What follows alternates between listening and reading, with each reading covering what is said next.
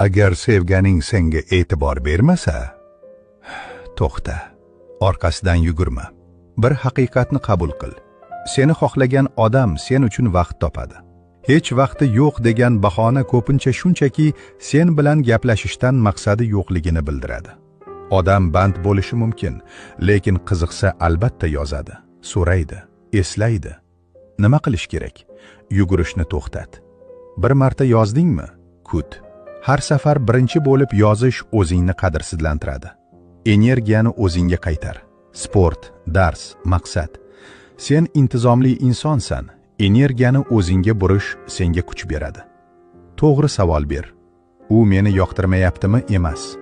Men o'zimni qadrlayapmanmi deb o'zingdan so'ra. Ochig'ini ayt. Sokin, hurmat bilan. E'tiboring va aloqang men uchun muhim.